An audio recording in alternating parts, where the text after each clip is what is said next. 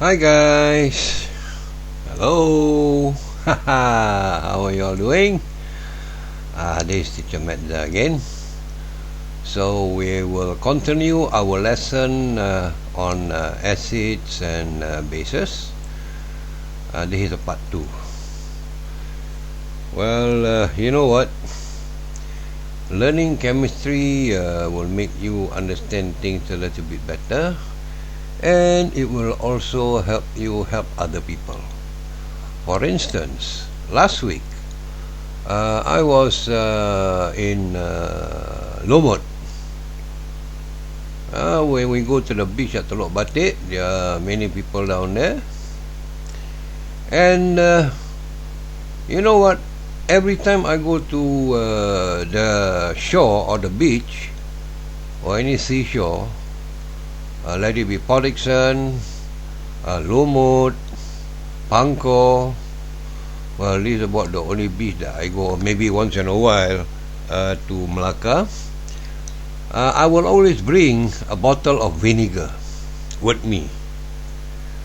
So why do you think I bring a bottle of vinegar for my trips to the beach?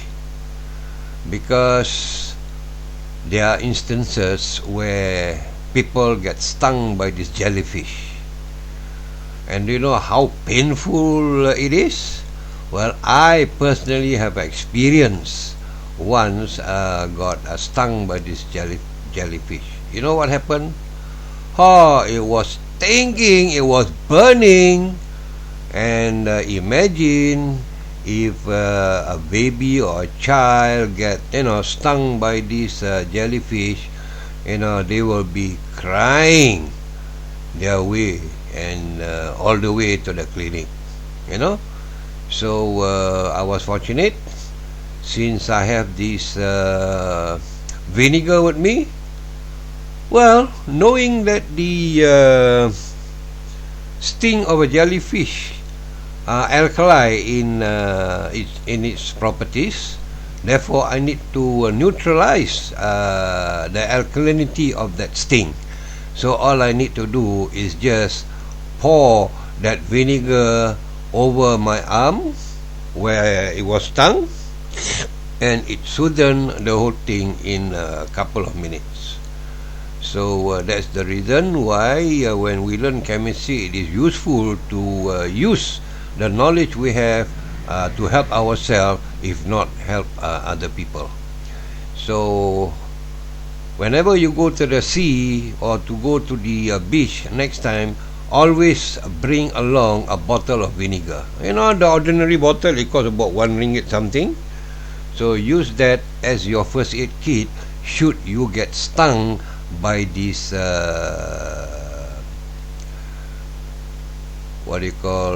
jellyfish. But then you have mosquitoes, and you also have these ants. So these mosquitoes and ants bite is acidic in nature. So all you need to do is get some base, and what better base than sodium chloride, which is available at your kitchen. Just grab that sodium chloride and just rub over the area where you got stung by the either mosquito or ants. So that will again neutralize the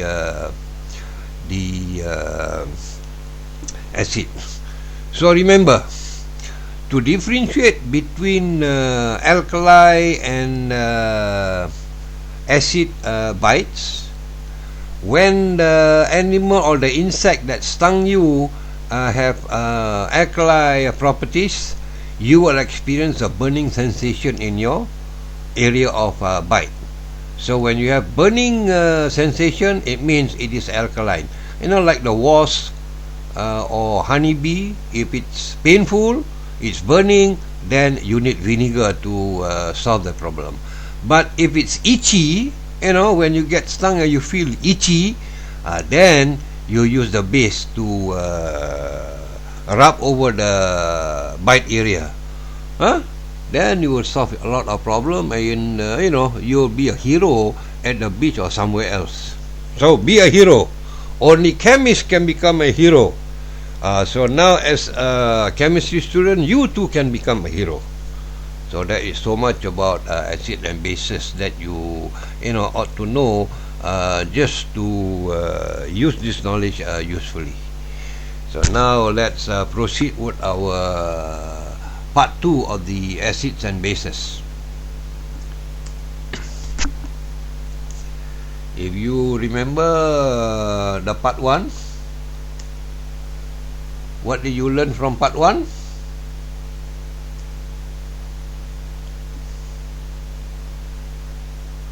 Definition of acid, base, and alkali.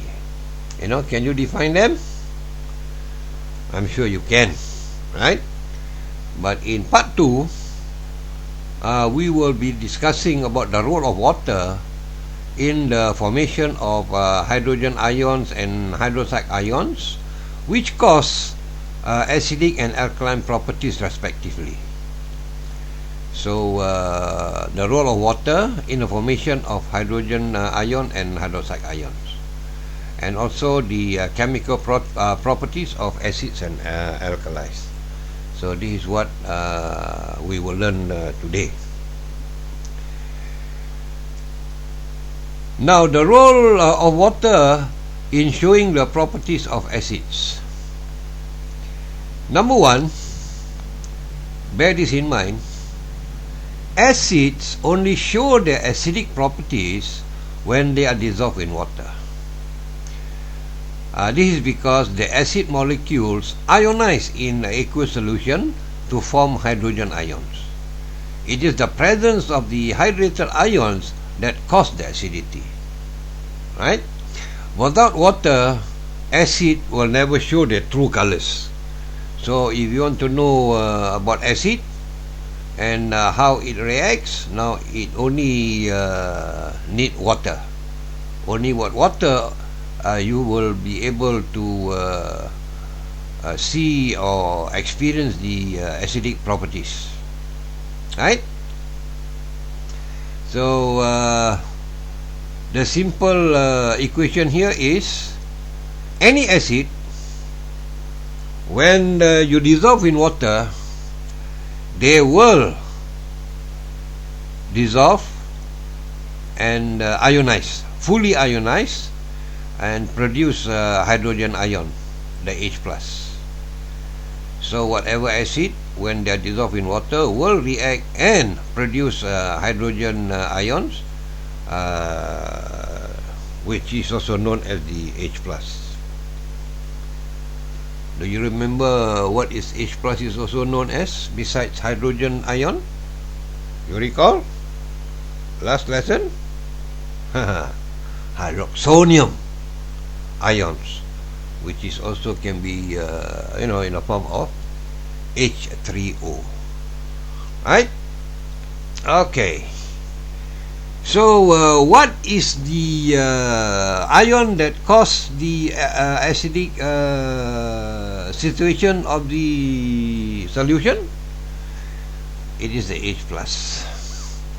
H+ is responsible for the acidic properties of that solution.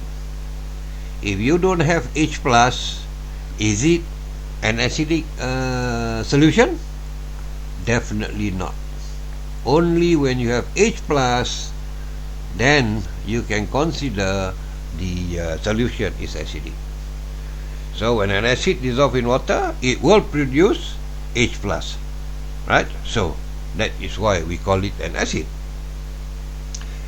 Without water, acid in dry solid form or dissolved in solvents other than water do not show any acidic properties, because hydrated hydrogen ions are not present. Hydrated hydrogen and ions, the H+.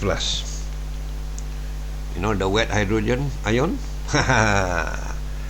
So without water, acids in dry solid form or dissolved in solvent other than water do not show any acidic properties at all because hydrogen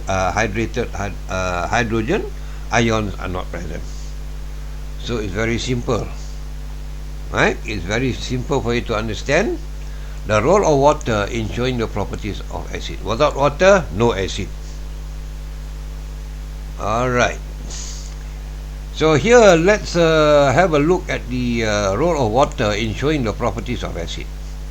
So here we have a beaker with some H2O water, and then we add a couple of drops of HCl. What is HCl? Hydrochloric gas. Hydrochloric gas. So the moment it enters the water, it will dissolve. When it dissolves, it will break into hydrogen ions and chloride ions. They will break apart and they are now ions. So the presence of hydrogen ions in the aqueous solution causes acidic properties of hydrochloric acid. So when we call about hydrochloric acid, it must have the H plus. When we talk about hydrochloric gas, it is not an acid, right? So upon dissolving in water, when the ions start breaking up, then the existence of H plus in that solution makes that solution acidic. So hydrochloric gas plus water will produce hydrochloric acid.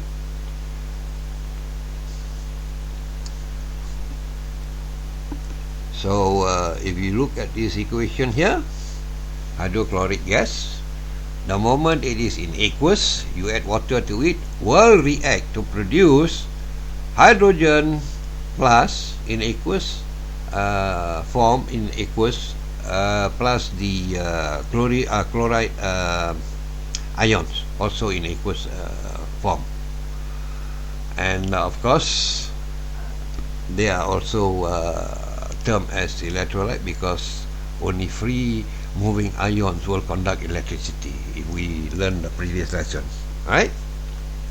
So HCl, hydrochloric gas, when you mix in water and it becomes an aqueous solution, will react totally ionize into H plus and chloride ions.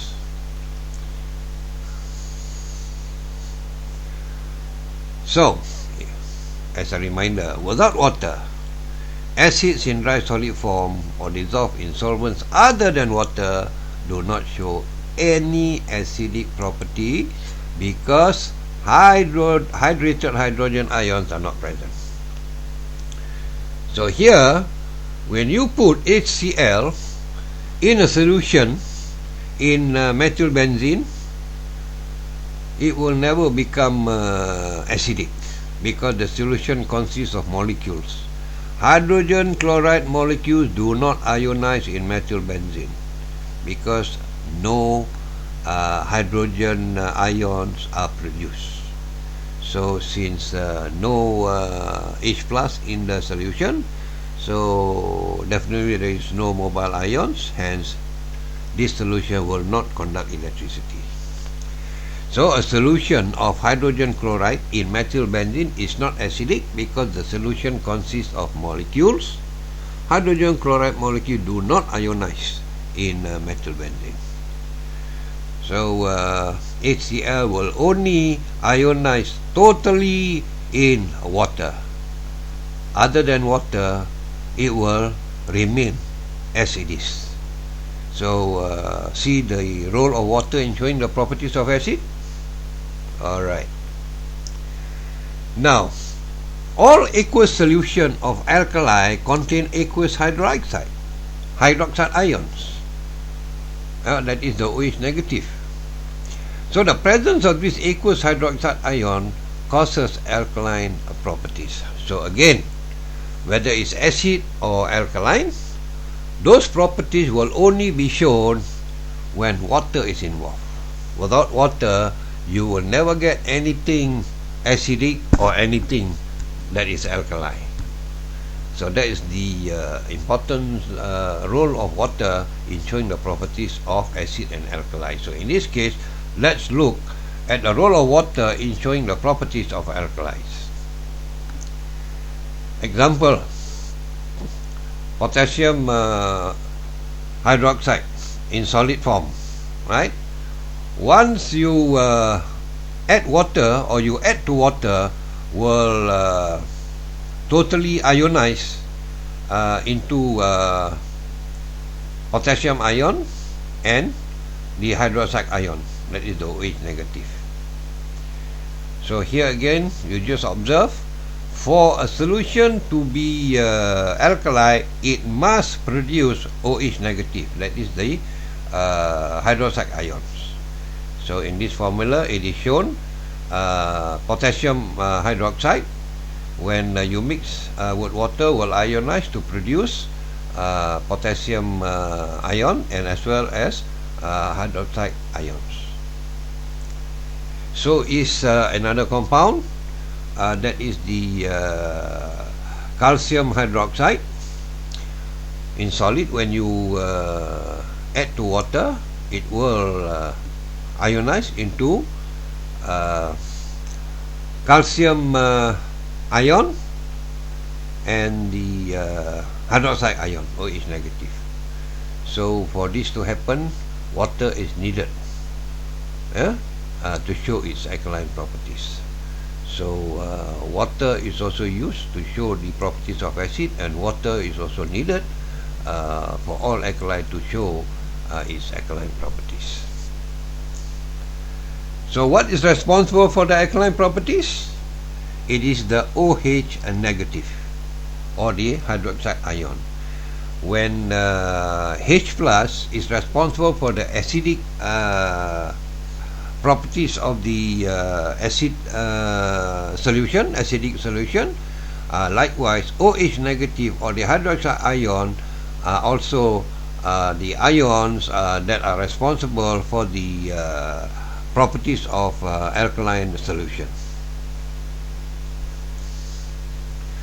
So here are some examples of alkalis, that is potassium hydroxide, KOH, sodium hydroxide, NaOH, calcium hydroxide, CaOH2, ammonia, NH3, and barium hydroxide, BaOH2. So it's very simple to understand. You see, like potassium will produce OH negative, sodium hydroxide will also produce NOH negative, whereas calcium hydroxide will have two OH here, so it will produce besides OH negative, it will produce two of them, and so is barium hydroxide. They will also produce two OH negative. So this OH negative can react with another H plus to create water molecules, and of course ammonia as the NH3. It's also alkalis that are commonly found in our daily life. So here, when we look at ammonia gas dissolved in water, a small fraction of ammonia molecule ionize in water to form hydroxide ions and ammonium ions. So here in a beaker, we have a few molecules of ammonia gas. So the moment they are dissolved in water, what will happen? They will break up, right, and form OH negative and ammonium ions, NH4 plus positive, right? So the presence of hydroxide ions in the aqueous solution causes alkaline properties. So the presence of hydroxide ions in aqueous solution will result in that solution becoming alkaline. So it is the OH negative that is responsible for all this. So an alkaline solution turns a piece of red litmus paper blue, whereas acid will turn a blue litmus paper into red. So here you use a red litmus paper, it will convert to blue, right? So when you use ammonia gas, when you add water to it, liquid, it will partially ionize into ammonium ions and hydroxide ions, the OH negative. So that is a formula. NH3 gas plus H2O liquid will partially ionize. You look at the two forward reverse arrows. Yeah, that shows the partial ionization happens, and some remain as the original molecules. Right, that will partially ionize and produce ammonium ions in aqueous solution, as well as OH negative also in aqueous solution. Now, when ammonia gas is dissolved in propanol, the ammonia molecules did not ionize because there are no hydroxide ions in the solution. So when you add ammonia gas dissolved in propanol, the ammonia molecules did not ionize. So dry ammonia gas does not show alkaline properties because it consists of neutral ammonia molecules. It never ionized, no H plus, no OH negative, no nothing. So this is just some solution without any effect. Hence, ammonia in propane does not show alkaline properties. And sure enough, they will not also be an electrolyte. They can never conduct electricity. So here at least you see the difference between acid and alkali, and both require water to show their real properties. Then next we go to the chemical properties of acid and alkalis. Now, what are the chemical properties of acids? So this is something you need to always remember and say it offhand. Number one, all aqueous acids have a sour taste. Now, do you remember sometimes when you drink milk, leftover milk, then you find some a little bit sour? Now, why is that? Why is that? This is because of bacterial action on the lactose molecules, producing lactic acid, which causes the sour taste. Right? So the moment the mere mention of lactic acid, the mere mention of acid alone, obviously now the milk contain H plus, which is the hydrated hydrogen ions. Okay? So because in the milk, of course we have water in the milk, right? So it will react with the water in the milk and it become sour. So well, some people need sour milk. Like some Indian restaurant will give you Tairu or Moru. These are all sour milk. Now it's good for the digestion, helps your digestion. So all aqueous acids have a sour taste. Anything that you taste sour, yes, then they are indeed acidic. And if you're going to measure, they have a pH value less than 7 and turns a blue litmus paper to red. It will turn blue litmus paper to red. So we will learn pH later on, but anyway, for your information, they have a pH value of less than 7. It can be 6, it can be 5, it can be 4, it can be 3, it can be 2, it can be 1. And it turns a blue litmus paper to red. Now, most dilute acid react with more electropositive positive metals. Of course, except copper, silver, and gold, because they are below than the hydrogen. You remember the electropositive, the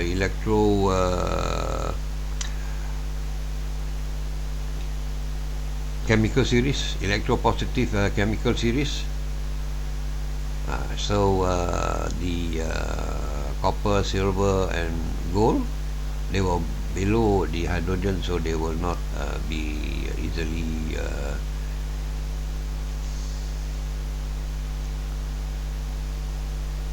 react. So most dilute acid react with more electropositive metals, such as, you know, the top metal. You remember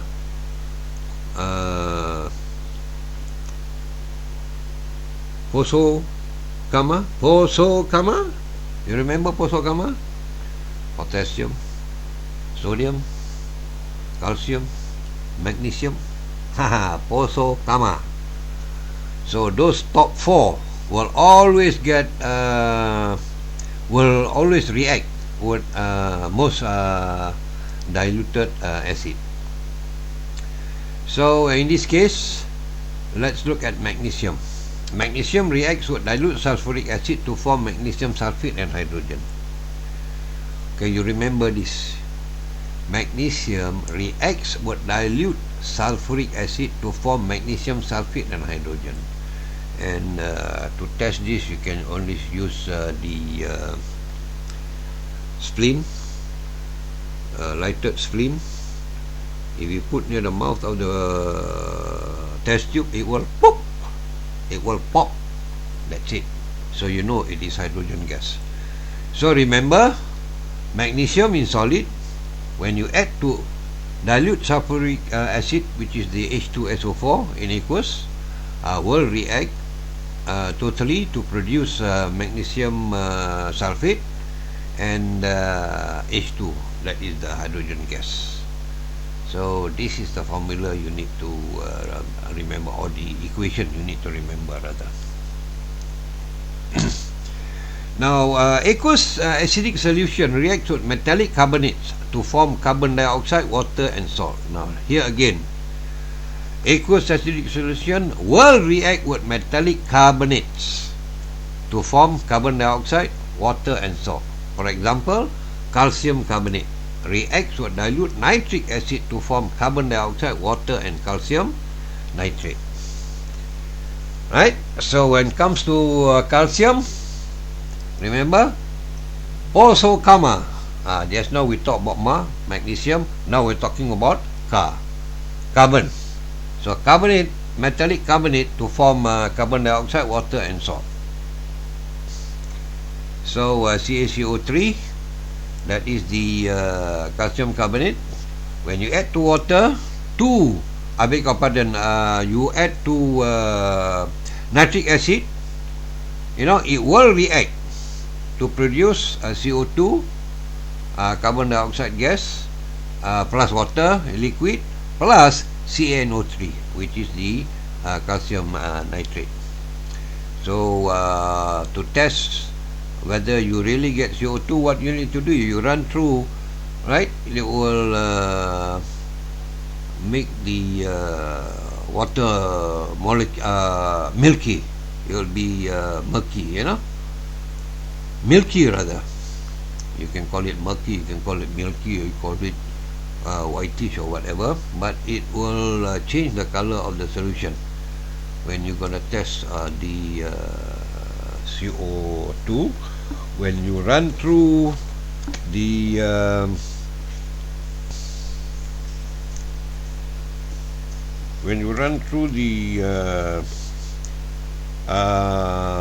lime water, actually, it will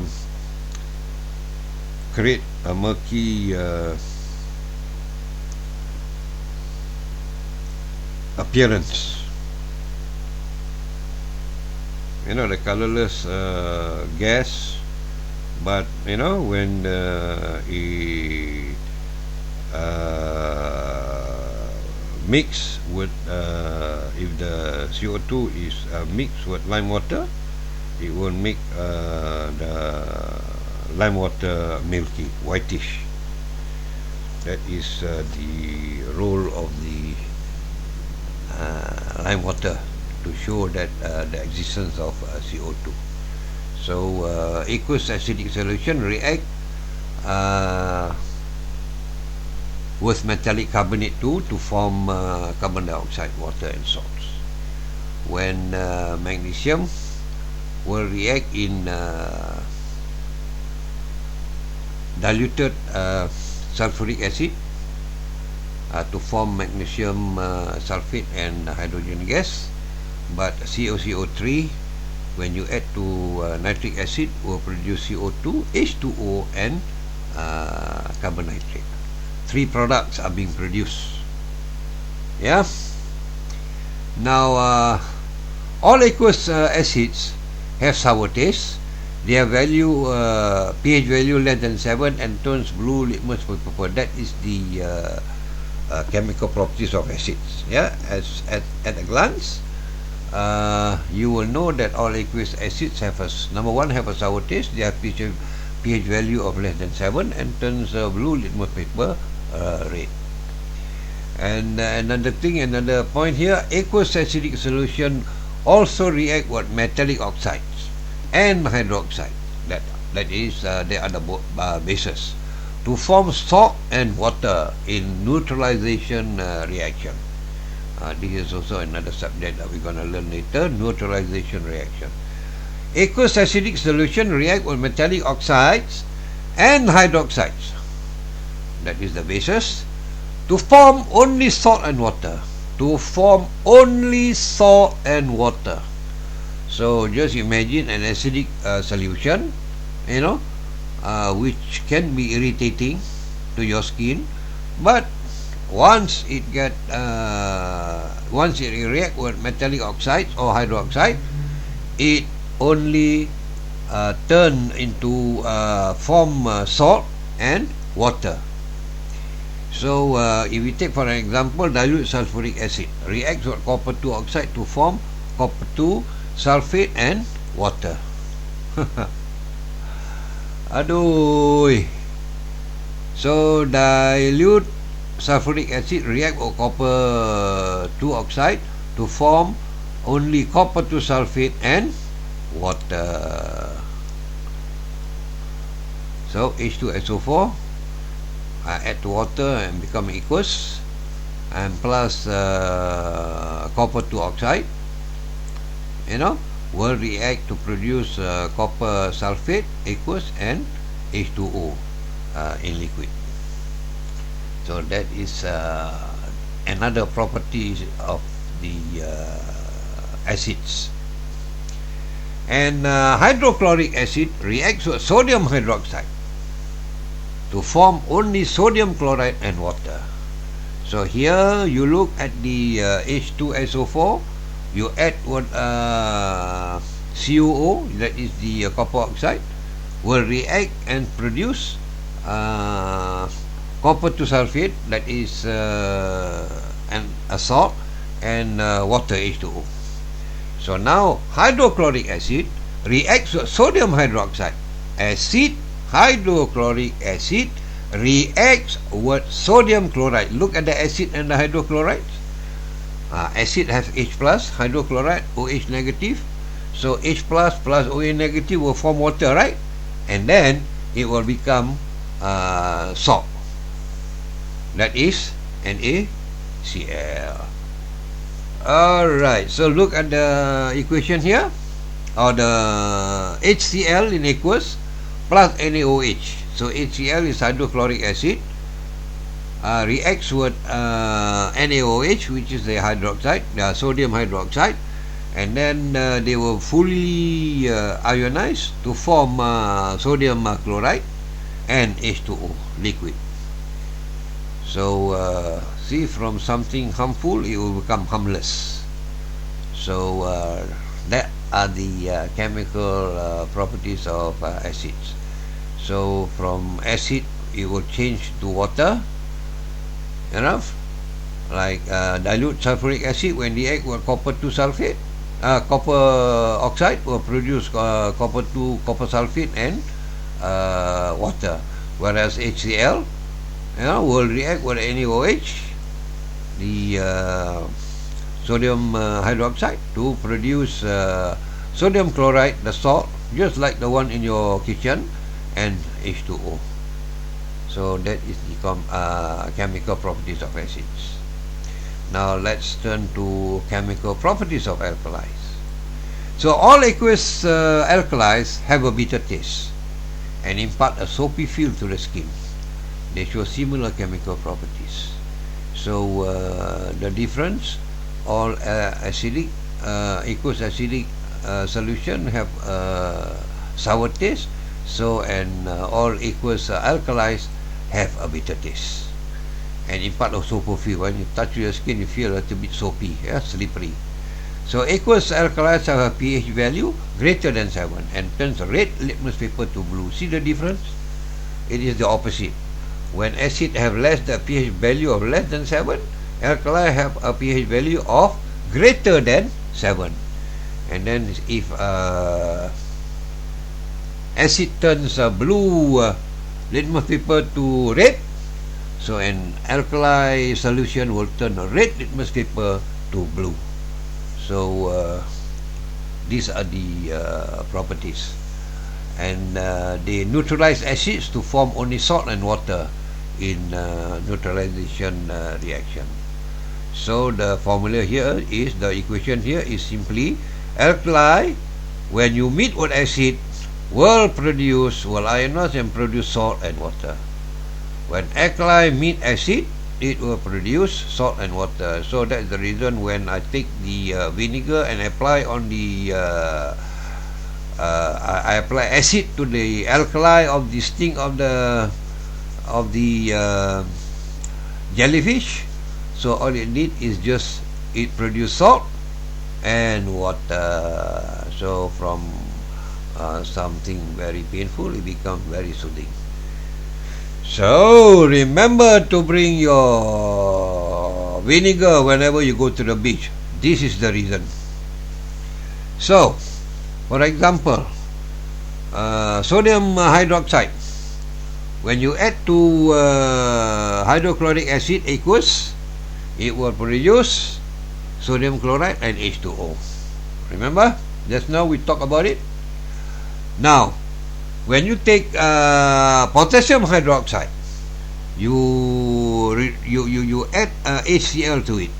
Again, it will totally ionize to form potassium sulfate and 2 H2O. Right? So just look at this formula carefully. NaOH aqueous plus HCl aqueous.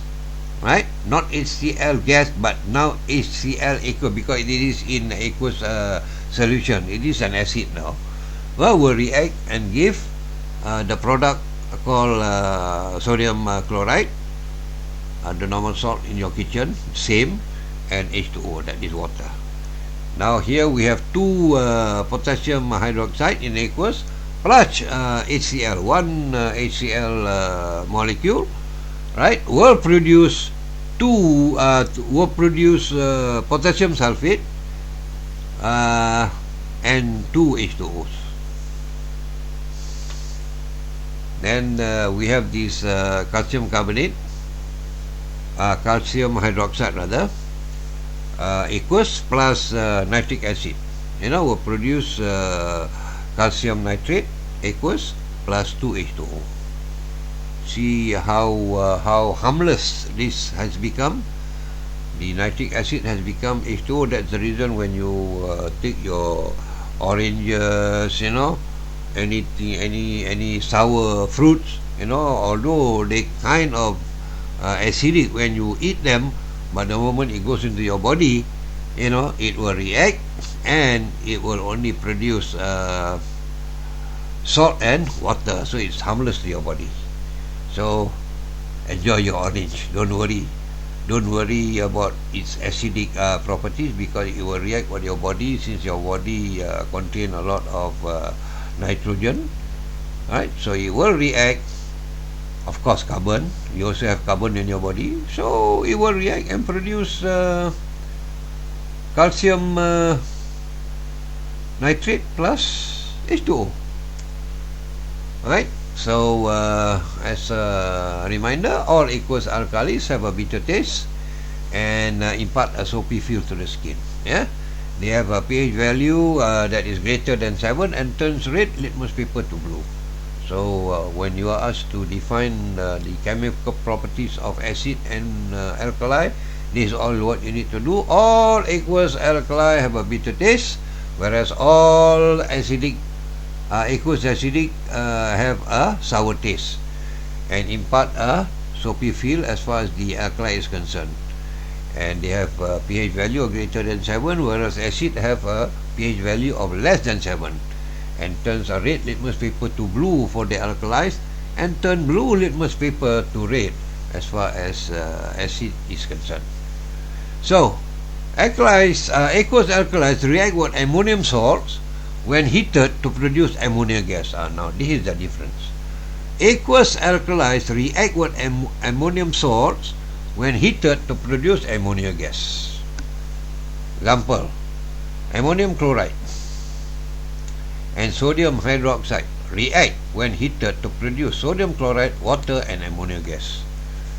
So you take this ammonium chloride and you mix them with sodium hydroxide, or then you heat it up and they will react and produce the salt and ACl. Then they produce H2O and they will produce the gas, the ammonia gas. Okay? Please remember this equation as often as you can. Remember this very well, because most of the time in your exam this kind of thing will come up. So they ask you to break down what happened when ammonium salt is added to sodium hydrochloride, so you know what to do. So this is what you have to do: NH4Cl S in bracket plus NaOH bracket S, then show your arrow, that is total ionization, to produce NaCl(S) plus H2O liquid L plus NH3G, which is gas. Alright.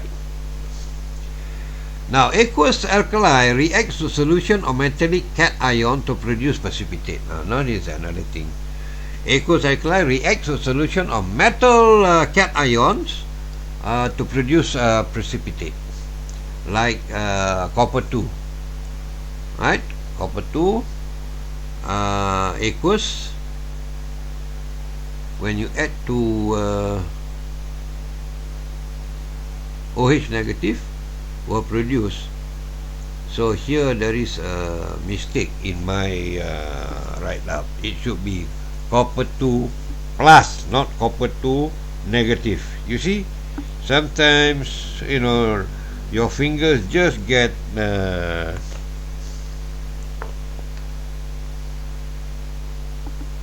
itchy, when it should be copper 2 plus. Accidentally I've written copper 2 negative. Now of course from the appearance here, negative won't react, right? So definitely it should be copper 2 plus, add word 2 OH negative, the hydroxide, then only you can produce copper 2 hydroxide, 2 of them, right? And they are what we call the blue precipitate, because they will be blue in color anyway. So before we proceed further, you better check your understanding of what you have learned so far. From part 1, you learn about the acid, base and alkali. Can you define the terms? Now you need to be able to do this, because these are the same question that most likely will come out for your test. So number 1, an acid is a substance that ionizes in water to produce hydrogen ions, H plus, aqueous, which are the only positive ion in an aqueous solution. the only H plus, the only positive ions, right? So an acid is a substance that ionizes in water. So if you were to ask to define the terms of acid, so an acid is a substance that ionizes in water to produce hydrogen ion. Will acid ionize in any other solution other than water? It will not. So it's not an acid then. So an acid is a substance that ionizes in water to produce hydrogen ion, that is the H plus, which are the only positive ions in an aqueous solution. Do you know what this H plus is? Hydroxonium? Yeah. The hydrogen hydrogen is also called hydroxonium. You should be able to remember that. H plus is actually a hydrated hydrogen ion. It's also known as hydroxonium ion, and it's written as H3O plus, H3O positive. So H plus aqueous plus H2O will produce H3O aqueous. So that is how you will define an acid. Now define the term base. What is a base? Well, a base is a substance that reacts with an acid to produce only salt and water. A base is a substance that reacts with an acid to produce only salt and water. What is an acid? An acid is a substance that reacts with water to produce H plus, but a base is a substance that reacts with an acid to produce only salt and water. Right? Example, magnesium oxide, a base, reacts with hydrochloric acid to form only magnesium chloride, a salt and water. MgOs plus 2HCl equals, will totally ionize to produce magnesium chloride, MgCl2 plus H2O. Zinc hydroxide, a base, reacts with dilute sulfuric acid to form zinc sulfate, a salt and water. ZnOH2 solid plus H2SO4 equals, will totally reacts and produce zinc sulfate equals plus 2H2O. So define the term base. This is what you need to do. Now define the term alkali. What is alkali? Well, you have acid, you have base. What you have alkali? Yes, alkali are those bases that are soluble. So alkalis are bases that dissolve in water to produce cation and hydroxide ion. If they are insoluble, they cannot produce cation and hydroxide ions. Right? So if you need to define the term alkali, alkalis are bases that dissolves in water. It will dissolve in water to produce cations and hydroxide ion, the H plus and the OH negative. So example, you look here, calcium hydroxide, CaOH2 solid. You know, when you add to water, will totally react to produce calcium ion, Ca2 plus OH negative. That is an aqueous solution, hydroxide ion. Right? Remember, CaOH2 bracket, Ca bracket OH2, right? Solid. When add to water, will totally ionize to produce calcium ion, Ca2 plus OH negative, hydroxide ion. And the other one, ammonia gas plus H2O. This one, it will partially ionize into ammonium ions and hydroxide ion, H negative. Right? So I guess your part 2 is quite simple, continuation of part 1. But our next lesson will be on the strength of acid and alkalis. So now you have already know the properties of chemical properties of acid and alkalis. You know the definition of all the bases, the alkali, the acids and whatnot. So now you need to learn the strength of acids and alkali. Each acid has its strength, and alkali too has its strength. So we will learn that in our next lesson. That is the strength of acids and alkali. So till then, this teacher Meza bidding you farewell. Have a nice day and thank you for your time. See you again. Bye.